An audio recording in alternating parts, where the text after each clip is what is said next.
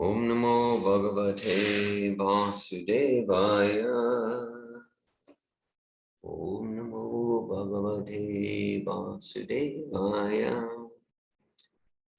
Om Namo Bhagavate Vasudevaya. Om Namo Bhagavate Vasudevaya. Om Namo Bhagavate Vasudevaya. Om Namo Bhagavate Vasudevaya. Hare Krishna. It's June 28th, 2022. Today is the anniversary of the disappearance day of Srila Bhaktivinoda Thakura.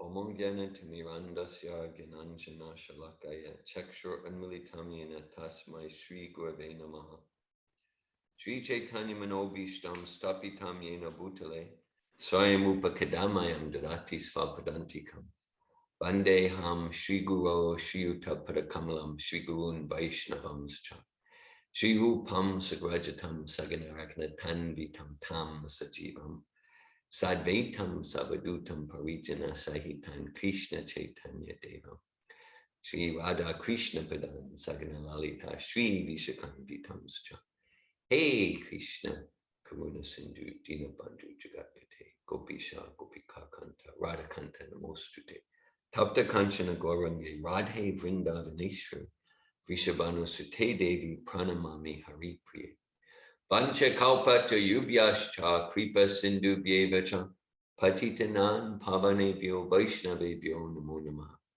Jai Shri Krishna Chaitanya Prabhu Nityananda Shri Advaita Gadadhar Shri Vasadi Gaura Bhaktivinoda Hare Krishna Krishna Krishna Hare Hare Hare Rama Rama Rama Hare Hare.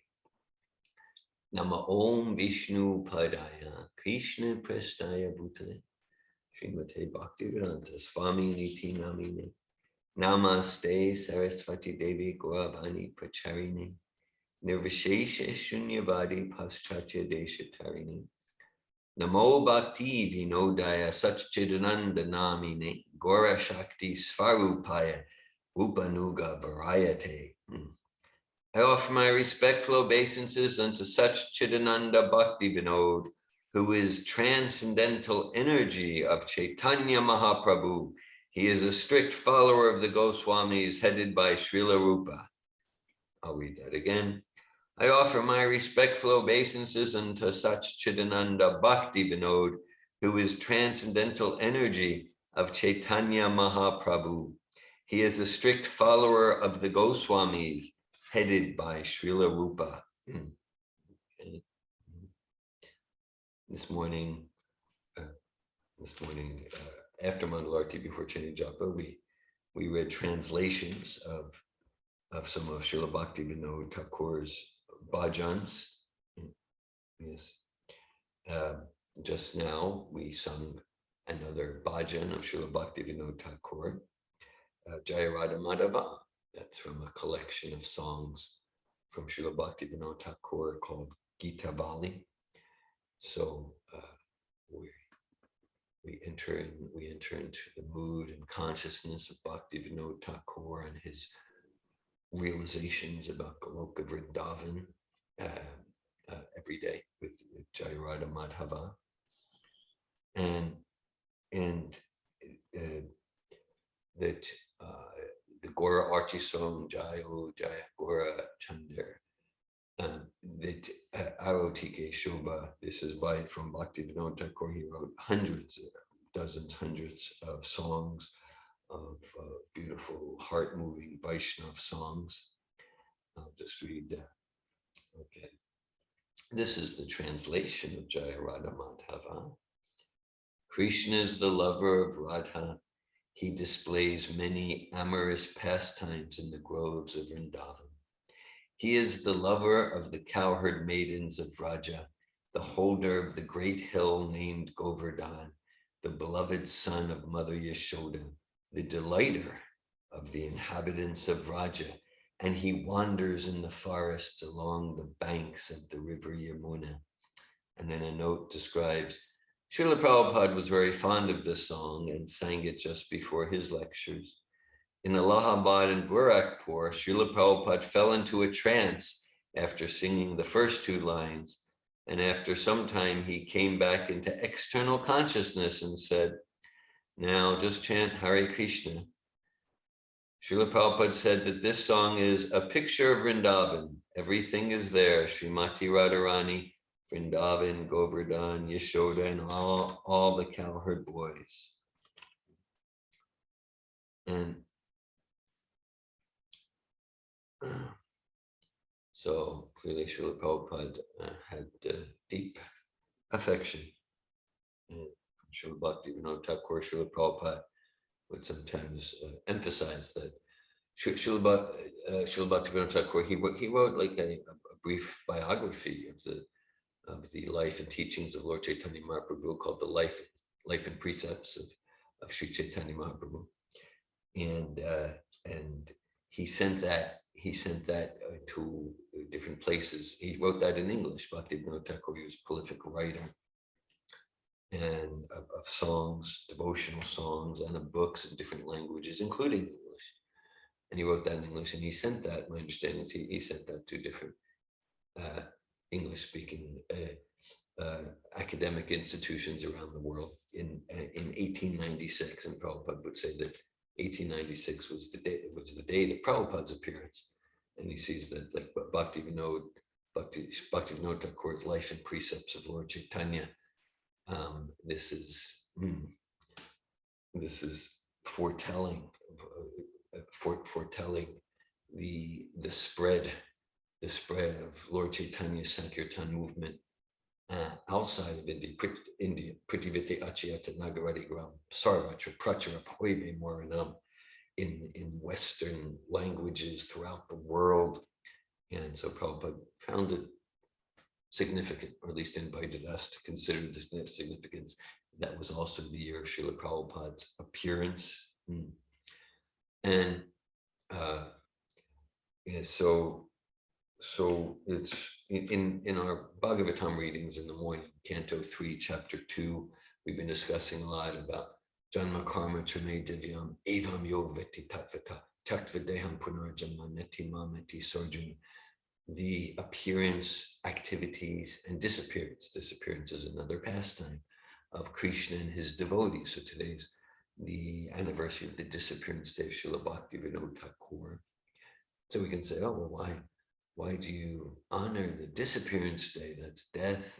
And we talked about this very recently in the Bhagavatam discussions of Sunday, that yes, it's the disappearance and the appearance and the activities, they're all one because they're all transcendental, all invoking transcendental emotion, bringing us closer, deeper to the soul's original enthusiasm to serve God with love and devotion.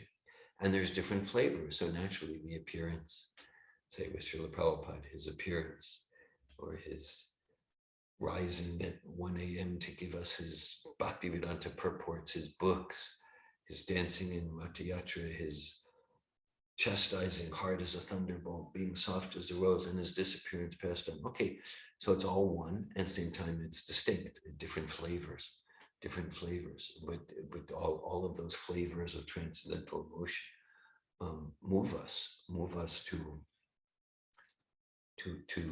realize who we are as soul, and Jivera Sarupa Krishnera Nichadas. Krishnera Tatasta Shakti Beda Prakash, eternal servants of Krishna. And so, and so we, for our spiritual life, we want to get to know these personalities like Srila Bhaktivinoda Thakur, just like, we can probably name different pop star personalities, whether it's pop star in entertainment or politics or something like that, or what's on the news of the day, the week, what's the fashion, what's the mode, right? Mode means fashion, the most popular fashion. So we probably can talk about different personalities from today, or maybe from when we were teenagers, or whenever it is. Okay.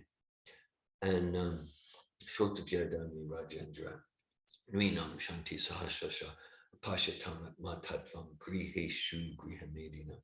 So many topics to talk about, so many topics. Yes, so many topics that will entangle us further in the illusion that we are in this body, in the illusion that we'll be happy by different material doing and having and like that. Yes. And so we're just like, we're advised to whatever extent we have sincerity for self-realization and developing love of God, to absorb ourselves in the pastimes of God and as pure devotees of Krishna's pastimes. That's where we're studying in the Srimad Bhagavatam, Canto 3, Chapter 2, Uddhava's, with great melancholy, profound melancholy, relating the pastimes of Sri Krishna. So Krishna's name, Krishna's pastimes, his qualities, his form, and the qualities, pastimes, form, activities of his pure devotees, including for sure the members, the pillars of our parampara. Parampara means chain of pure spiritual masters, chain of disciplic succession. And so Srila Bhaktivinoda Thakur, like, yeah, what do we know about him, his mood, his light, his teachings, his pastimes? And so simply by reading Prabhupada, we learn about the acharyas of our parampara, like Srila Bhaktivinoda Thakur. And today, the anniversary of the Appearance and Disappearance Day, this gets to be a special day where we get to know Srila Bhaktivinoda Thakur even more personally. And so it's definitely true to say, it is true to say, here we are in Florida, USA. Here we are in Europe, right? Chanting Hare Krishna because of Srila Bhaktivinoda Thakur. Here we are discussing Bhagavad Gita, Srimad Bhagavatam, consuming prasadam, not just eating food, the whole process, because of Srila Bhaktivinoda Thakur, his intention, his vision, his vision. And so let's get to know about Bhaktivinoda Thakur short today, and in general to know about Bhaktivinoda Thakur, Bhaktisiddhanta, these timelessly great personalities, not just a mode, not just a fashion, a flash for a day, 15 minutes of fame, or 15 years, or whatever, right? But these are timeless personalities. Their pastimes are not a product of the modes of nature, the push, the pull of the modes of nature.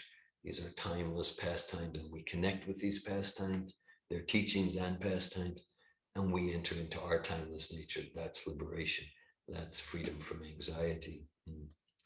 There's one quote, Srila Bhaktivinoda Thakur, and he describes, and just okay, but like a little bit of the life of Bhaktivinoda Thakur. So he's he's very, let's call it, in the world, like a lotus, right? So his pastimes, he had 13 children, of course. His most prominent is Srila Bhaktisiddhanta, Srila Bhaktisiddhanta, Srila Prabhupada's spiritual master, spiritual teacher. And Srila Bhaktisiddhanta is a biological son of Bhaktivinoda Thakur.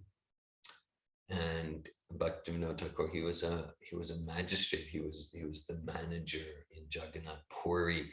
He was employed essentially as a judge for the British government, the British Raj. He was employed as a judge, and he was managing everything. He started the basically, I said we're sitting here because Srila Bhaktivinoda Thakur, his vision, he has one statement, and he says yes, he said the time will come soon where the Russians and the English and the French and the Americans and the Spanish, they're all going to come together they're all going to come together in Mayapur and chant Jai Sachinandan, Jai Sachinandan, chant Hare Krishna.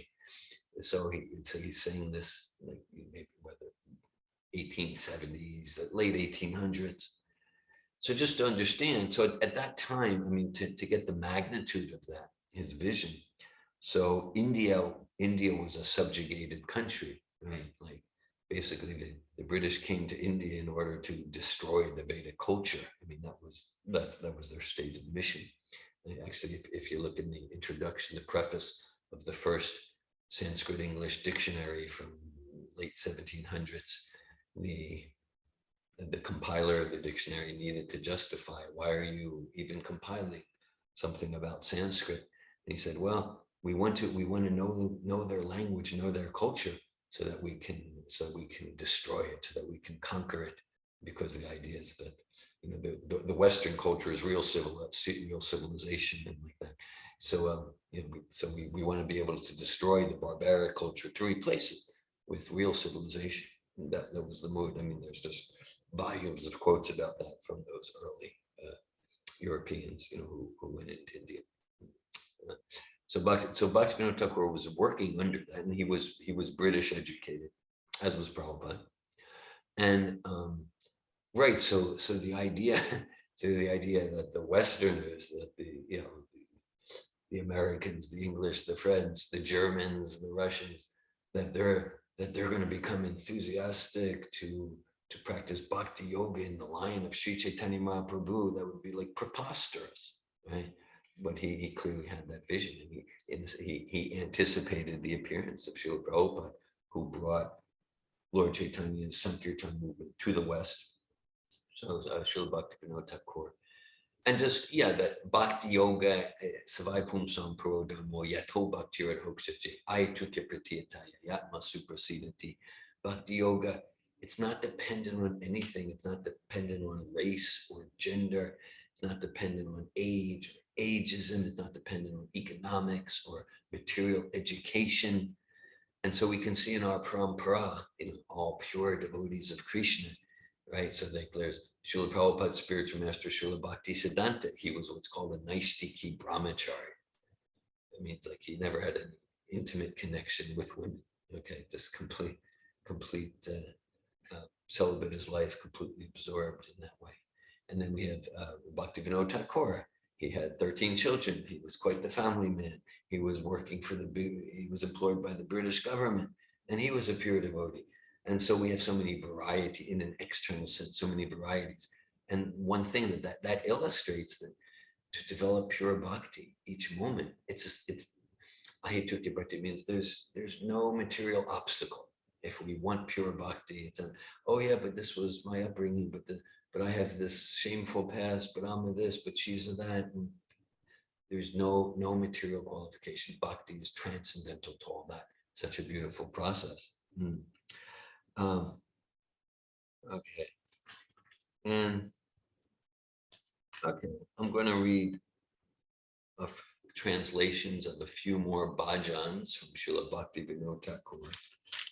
You know, in Mother Malini's ashram home, there's a book with a blue cover, and it's like a pretty thick book. It's all the bhajans, many bhajans of Bhaktivinoda Thakur.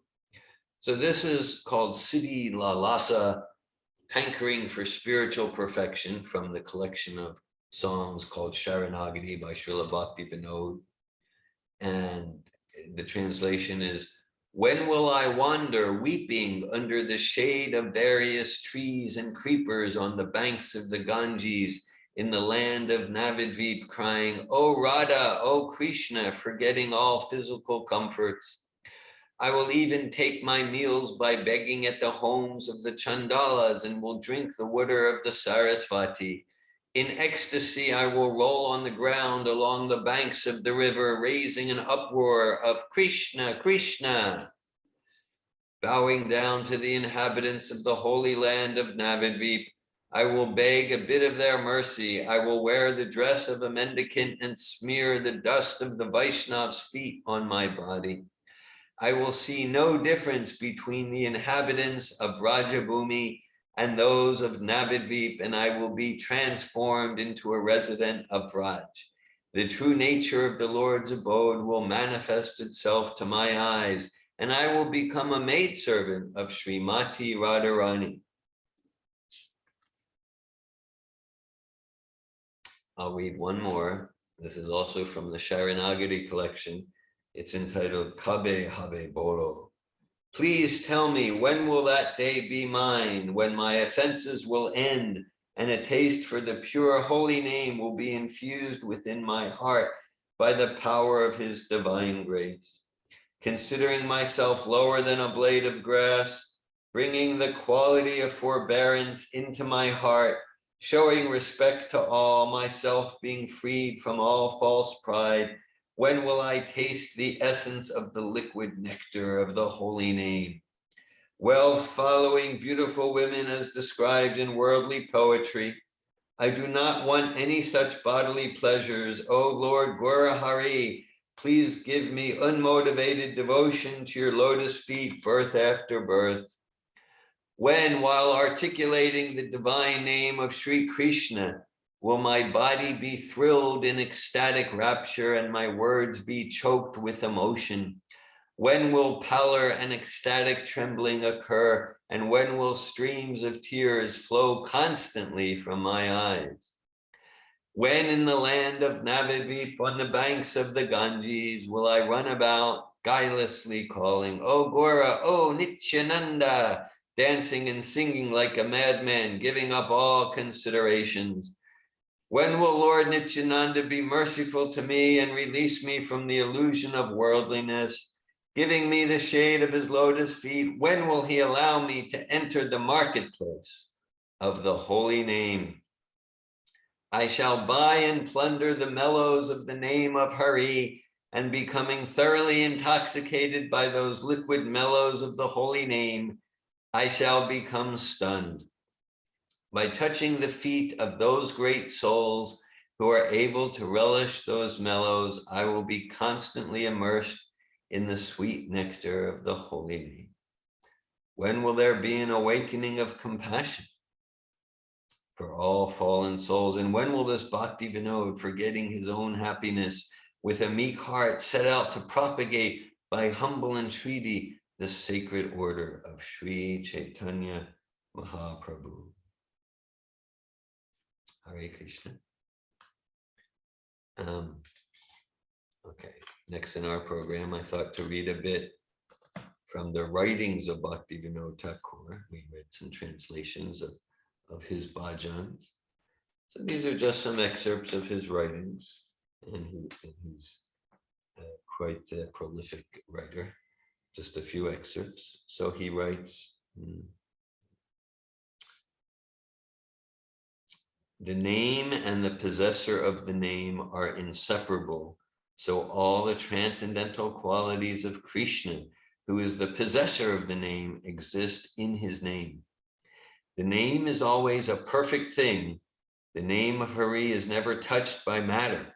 It is ever free because it is never bound by illusion. The name is Krishna himself, and so it is the embodiment of all consciousness and all sentiments. The name is like the Chintamani gem, which is the fulfiller of all wishes. The name of Hari is not born in this material world. A soul who is an infinitesimal part of the infinite is only eligible to pronounce the name of God when he lives in his own pure transcendental body. Nobody of this world who lies in the bondage of illusion is able to utter the pure name, but when the real self works through the grace of the Ladini Shakti, it is then that the real name of God appears. With the appearance of the divine name, the pure name most kindly descends on the mind of the devotee and begins to dance on his tongue, sanctified by devotion. The name is not just a combination of syllables. Only when it dances on the material tongue does it assume the shape of letters. This is the mystery of the name. Srila Bhaktivinoda Thakur, another excerpt. The Bhagavat. Could you Yes. repeat the name of this bhajan you just read? What I just read, actually, it was not a bhajan. It was from one of his books. I see, yeah, because, yeah. Yeah, it was from one of his books. And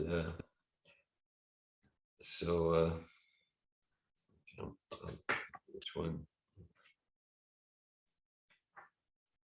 That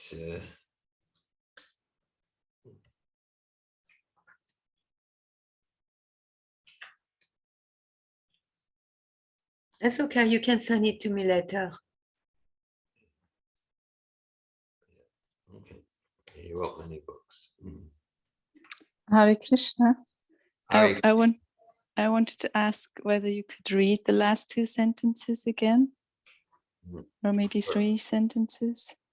Okay. All right. Nobody of this world who lies in the bondage of illusion is able to utter the pure name. But when the real self works through the grace of the Ladini Shakti, it is then that the real name of God appears. With the appearance of the divine name, the pure name most kindly descends on the mind of the devotee and begins to dance on his tongue, sanctified by devotion. The name is not just a combination of syllables. Only when it dances on the material tongue does it assume the shape of letters. This is the mystery of the name.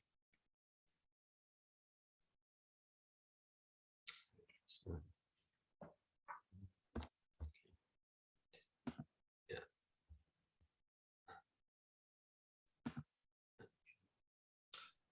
So here's another one. This one is from his book called The Bhagavat, Its Philosophy, Ethics, and Theology. Okay. The Bhagavat, Its Philosophy, Ethics, and Theology. Maybe the other quotes were from there too, but I need to research it. Okay, so this is it's a major book by Bhaktivinoda, The Bhagavat, Its Philosophy, Ethics, and Theology. And he writes, the Bhagavat does not allow its followers to ask anything from God except eternal love towards him. The kingdom of the world, the beauties of the local heavens, and the sovereignty over the material world are never the subjects of Vaishnava prayer. The Vaishnava meekly and humbly says, Father, Master, God, friend and husband of my soul. I have called you my God. Let my soul be wrapped up in admiration at your greatness. I have addressed you as my master. Let my soul be strongly devoted to your service. I have called you my friend. Let my soul be in reverential love towards you and not in dread or fear. I have called you my husband. Let my spiritual nature be in eternal union with you, forever loving and never dreading or feeling disgust.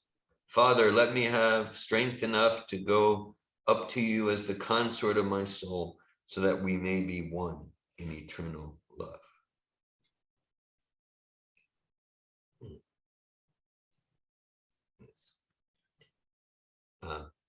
In an excerpt from a different book, Bhaktivinoda says, from a careful consideration of the historical records and traditions of the inhabitants of this land and foreign countries, it is evident that faith in God is a common characteristic of human life. Even uncivilized tribes that eat flesh like animals offer worship and salutations to the sun and the moon, large mountains, rivers, and great trees, with a belief that these things control the necessities of their lives. Why is this? It is faith in God, which is a symptom of the religious quality of consciousness.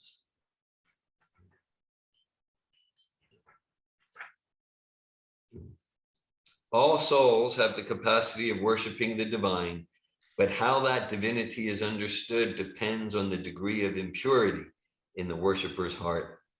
According to the internal condition, samskar, of the worshiper, the divine is worshipped in 5 religious types: Shakta, Sura, Ganapatya, Shaiva, and Vaishnava.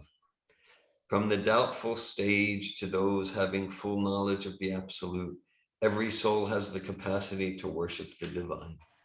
the purity and elevation of love, raga, are indications of the soul's development. All souls should worship the independent supreme divinity who is such Chidananda. After coming to the civilized state, the soul cultivates various kinds of learning that often cover its natural faith with impure reasoning. That's the theme of Bhaktivinoda Thakur. He was highly educated, not just spiritually, but also materially. He was highly educated. And even as a youth, he used to criticize the Bhagavatam, part of his pastime. And that's a theme of his writings and his songs about how material education makes one more and more foolish, and just wastes one's life. Maya paritagyana, through covering the actual radiant knowledge of the soul with material speculation and nonsense. After coming to the civilized state, the soul cultivates various kinds of learning that often cover its natural faith with impure reason. This gives way to the state of atheism or the doctrine of nirvana, which is a kind of non-difference doctrine. But we should realize that such ugly beliefs are the symptoms of an unhealthy condition of immature consciousness. In human life, there are three intermediate stages between the base, uncivilized stage and the beautiful stage of full faith in God. These stages are categorized as atheism, materialism, and agnosticism, or the nirvana doctrine, which are diseases that block the soul's development and so lead one to assume some very low positions. So, importantly, Prabhupada gives us what we need to know about Bhaktivinoda Thakur. Same with the Goswamis. We might sometimes directly read from Bhaktivinoda, at the same time, how to understand and how to process it. We get that by studying deeply and following enthusiastically our current link to the Parampara, Srila Prabhupada. That's what current link means. It means we understand the previous acharyas of the Parampara, the six Goswami, Srila Bhaktisiddhanta, Srila Bhaktivinoda Thakur, Vyasadeva, Shukadeva Goswami. We understand the previous acharyas through our current link, and that's a vital principle. Well, in that regard, so I don't know how far we get. Maybe in a few minutes we'll open up to sharing, realizations, discussion. So in London on September 23rd, 1969, Srila Prabhupada gave a lecture on Srila Satchidananda Bhaktivinoda Thakur's appearance day. So today's Bhaktivinoda's disappearance day. Still, we have Srila Prabhupada talking about Bhaktivinoda Thakur, celebrating Bhaktivinoda Thakur. So it's kind of a long lecture. Maybe we'll just read a little bit. Okay, so Prabhupada says, again, this is London, September 23rd, 1969. So today is a very auspicious day, Thakur Bhaktivinoda's birthday. Here is the picture of Thakur Satchidananda Bhaktivinoda. He was one of the acharyas of this disciplic succession from Krishna. We have got a succession table from Krishna, genealogical table. There are two kinds of genealogical tables, one by Semina, father, his son, like that. That is material genealogical table. And there is one spiritual genealogical table, disciplic succession.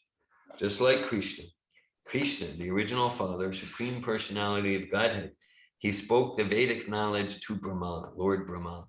He spoke to Narada. Narada spoke to Vyasa. Vyasa spoke to Madhvacharya. So in this disciplic succession, Lord Chaitanya, from Lord Chaitanya, the six Goswamis, and similarly coming down, Bhaktivinoda Thakur, then Gaura Kishore Das Babaji Maharaj, then my spiritual master. So there is a disciplic succession, and the acharyas, their authorities. Our process of knowledge is very simple. We take it from the authority. We don't speculate. Speculation will not help us to come to the real knowledge. Just like when we are in difficulty in legal implication, we go to some authority, lawyer. When we are diseased, we go to a physician, the authority. There is no use speculation. Suppose I am in difficulty, in some legal implication. I simply speculate, I shall be free in this way and that way. That will not help. We have to go to the lawyer who knows things, and he gives us instruction that you do not do this, then you'll be free. Similarly, when we are diseased, if I speculate at home that my disease will be cured in this way and that way, no, that is useless. You go to an authorized physician, and he will give you a nice prescription, and you'll be cured. That is the process of knowledge. But in the modern age, people think that I am free, I am independent, and I can make my own solution. That is rascaldom. That's not good. So Arjuna, when he was talking with Krishna's friend, but when he saw that there was no solution talking like this, he surrendered to Krishna. He said, Shishasteham, myself, I surrender unto you as your disciple. Shishasteham sarimam prapanam. Prapanam means surrender. So that is the Vedic injunction that if you want to know transcendental knowledge or science, transcendental means beyond the scope of your direct perception. Skipping a bit. So Srila Bhaktivinoda Thakur, he is an ideal guru. He's an ideal guru. He was not a sannyasi. He was grahasta, householder, living with family, wife, children. Still, he was guru. So anyone can become guru. Not that a sannyasi can become guru. Meaning not that only a sannyasi can become guru. A householder also can become guru, provided he knows the science. Chaitanya Mahaprabhu, when he was talking with Ramananda Roy, Chaitanya Mahaprabhu was a sannyasi, very highly born in Brahmin family, very learned scholar. So he was talking with Ramananda Roy, a grahasta, governor of Madras. And he was questioning, and Ramananda Roy was answering. That means he was taking the part of guru, and Chaitanya Mahaprabhu was taking the part of a disciple. So he was hesitating, Ramananda Roy.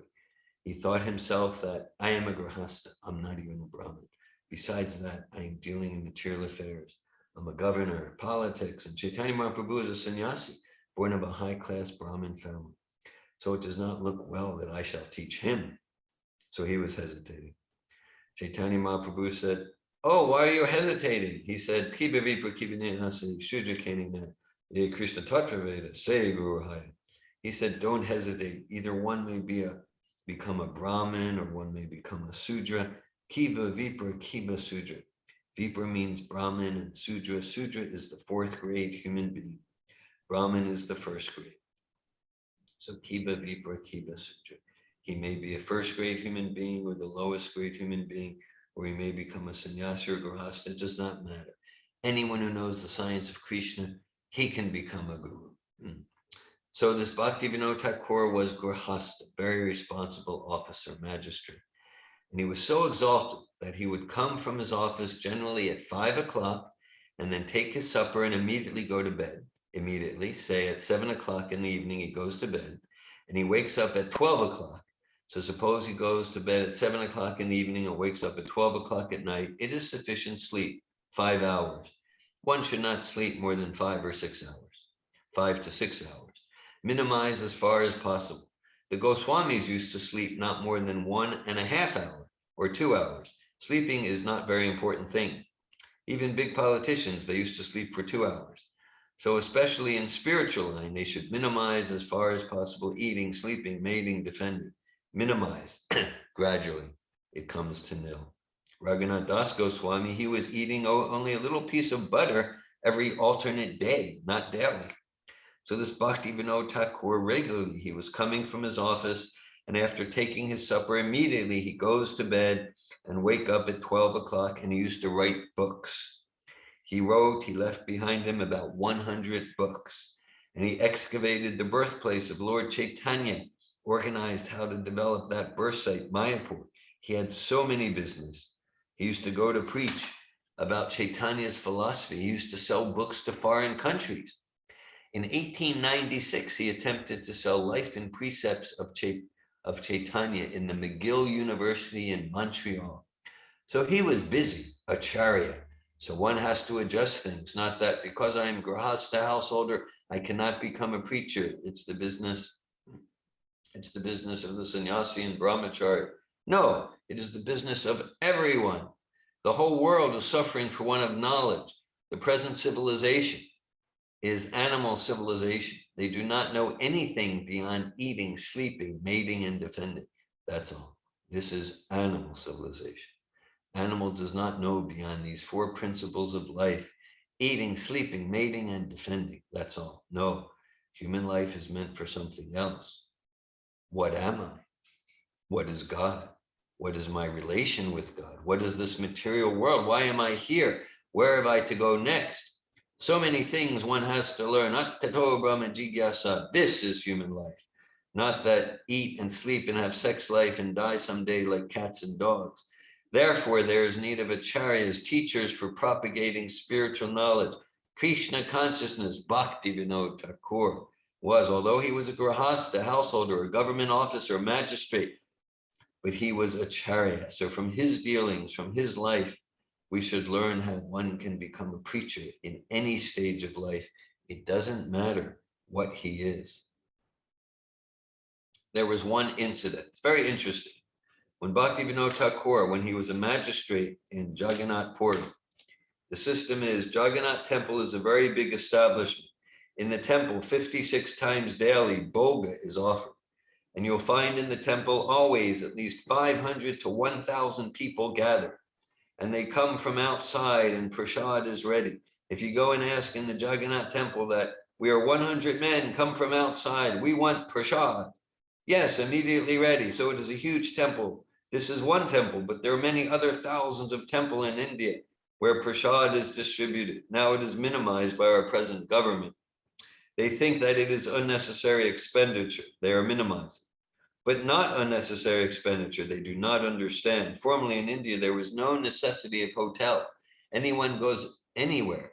Even in a village, he goes to a temple, prasad is ready. There is no need of going to a hotel. You pay or don't pay. If you say that, I want little prasad. Yes, take it. That is the system still. So Bhaktivinoda Thakur, the Jagannath Temple is managed by a body, and it is the custom that the local magistrate of the district, he becomes the president or manager. So Bhaktivinoda Thakur was manager in that sense because he was magistrate.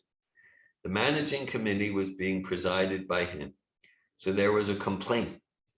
In Orissa, this Jagannath temple is situated in Orissa.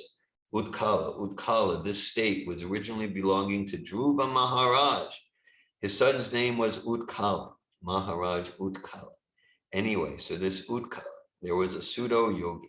He declared himself that, just like you'll find nowadays also, there are so many rascals declaring that I am incarnation of God, and they know some mystic power, play some jugglery, and foolish people take them. Oh, he's God. So there appeared one such pseudo God, Vishnu, in the village of Orissa, and he was dancing rasa dance, and foolish people were sending their daughters and wife to dance with him. You see, there were so many. Not only that, people are so foolish. They don't know. They want to be cheated, and these cheaters come. He declared that I am God, I am Vishnu. So there were sane men also. They took objection. What is this nonsense?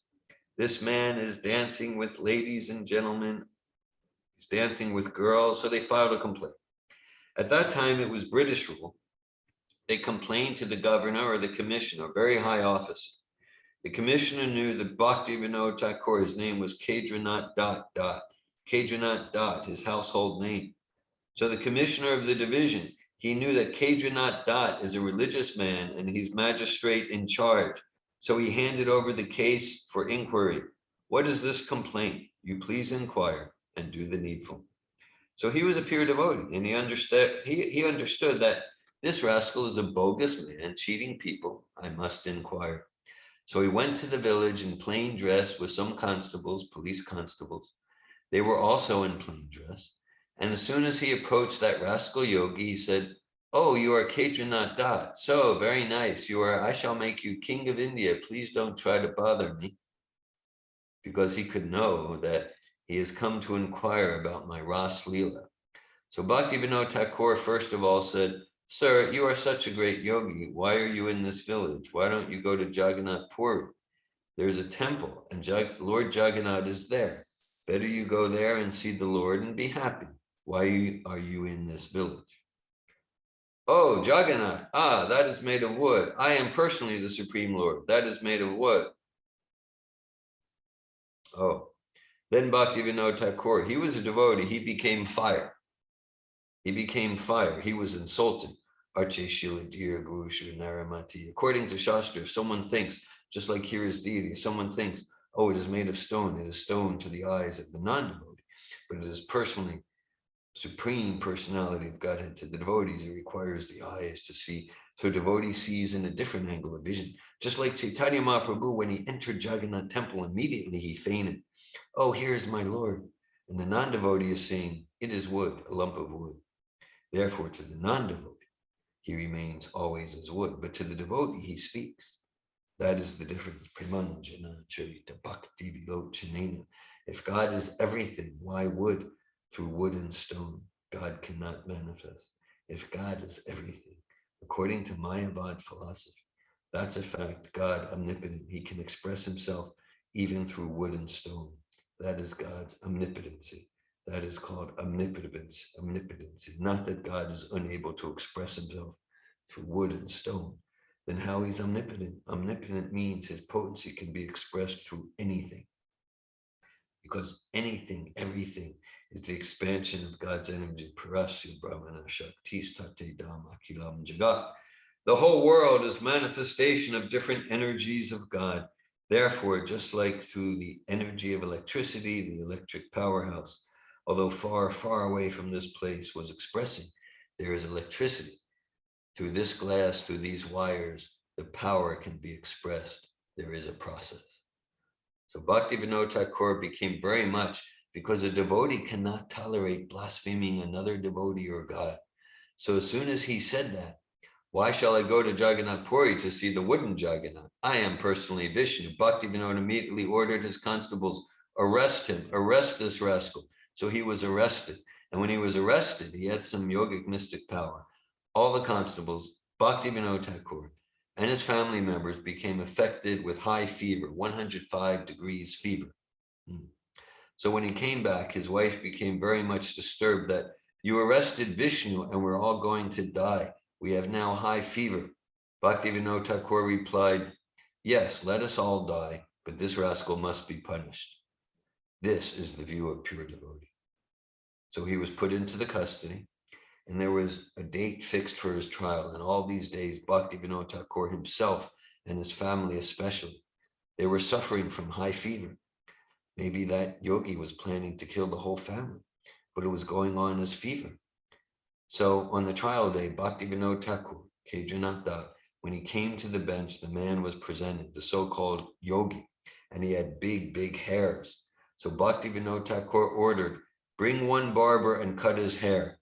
So no barber dared. The barbers thought, oh, he's a Lord Vishnu. If I offend as he's suffering from fever, so I shall also die. So Bhaktivinoda Thakur ordered that, give me the scissors, I'll cut. So he cut his hairs and ordered him to be put into jail for 6 months. And in the jail, that Vishnu incarnation managed to take some poison and he died. So this is one of the incidents. There are many incidences. He was a very strong man. Bhaktivinoda was very strong. He punished many pandas and the tirthas who exploit visitors. So this is the position of devotee. In spite of his becoming a responsible magistrate, a householder, still he was acharya. So we have to follow the acharyas. If we are at all interested in spiritual science, then we must follow the Vedic instruction, tadvignartam sagurumi vabhigachet. We must approach, you cannot have spiritual knowledge simply by speculating. Impossible. Simply waste of time. Okay. So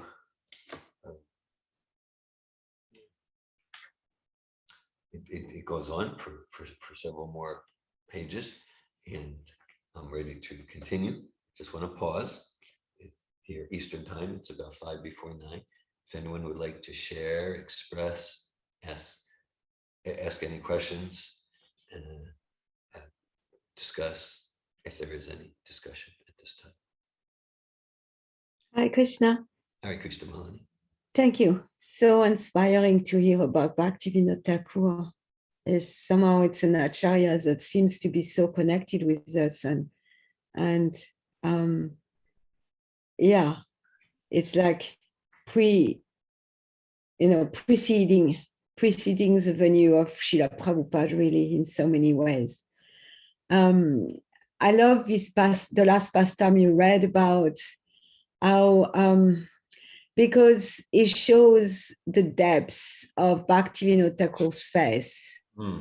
Because for an ordinary devotee, being faced with someone with so much mystic power will be extremely bewildering. Yeah. And even his wife, what's her name? I don't remember. Bhavatarini? I think her name is Bhavatarini. Bhavatarini or Bhagat something. Mm-hmm. Yes, okay. Maybe Bhavatarini.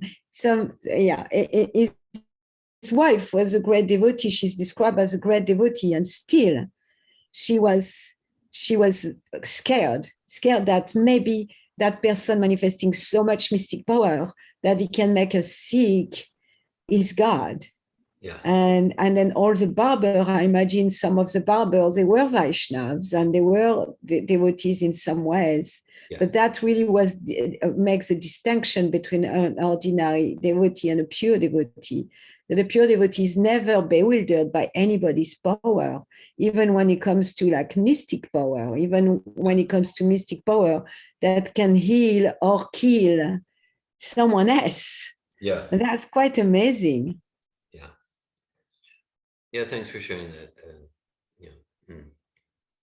Bhagavati. Thank you, Rukmini. Bhagavati. That sounds correct. Yeah.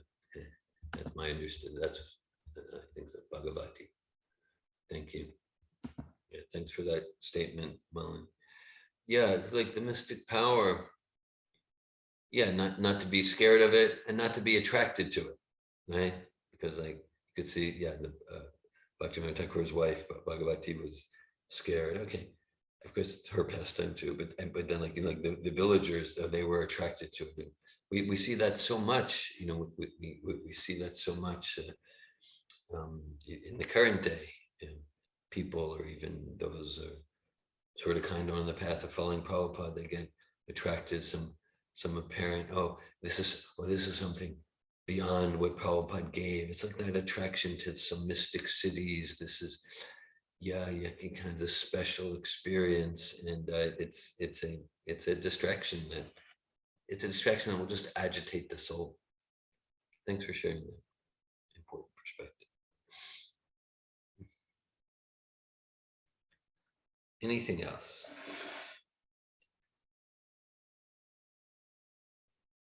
Okay, maybe I'll read another one or two paragraphs, and then we'll bring it to a close. So this is Srila Prabhupada. So after being liberated from the material concept of life by the blessings of Krishna and Guru, one comes to the platform of first-class knowledge, where he engages himself directly in the service of the Lord. That is first-class knowledge. First-class knowledge means beyond liberation. Second-class knowledge is trying for liberation. Third-class knowledge means in bondage, like animal. The animals, they are bound up by a particular type of body. And there's no possibility of becoming liberated. That is animal life. But human life is better than animal life, because if he likes, he can make himself liberated from this bondage of material body. That is the facility. He can understand himself, what he is. He can understand what is God. He can understand the relationship between God and himself.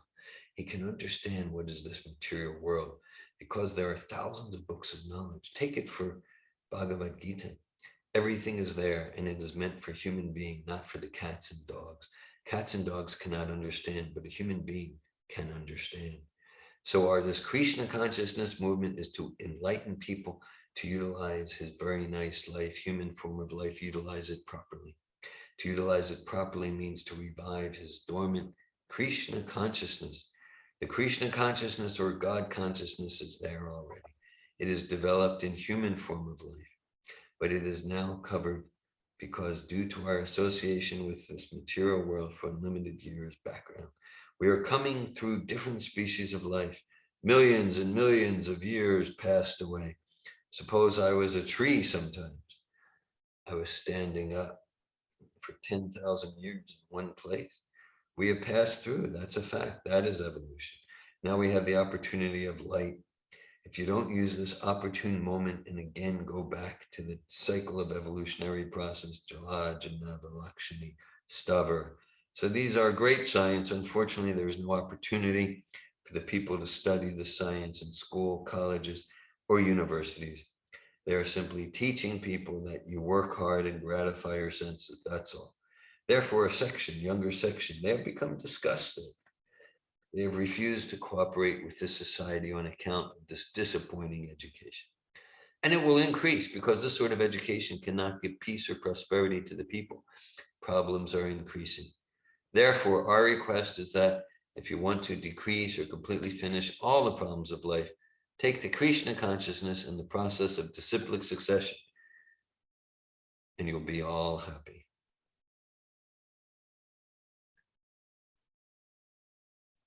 Srila Prabhupada ki jai. Srila Bhaktivinoda Thakura ki jai. Thanks for your enlivening association. Hare Krishna. Hare Krishna. Thank you.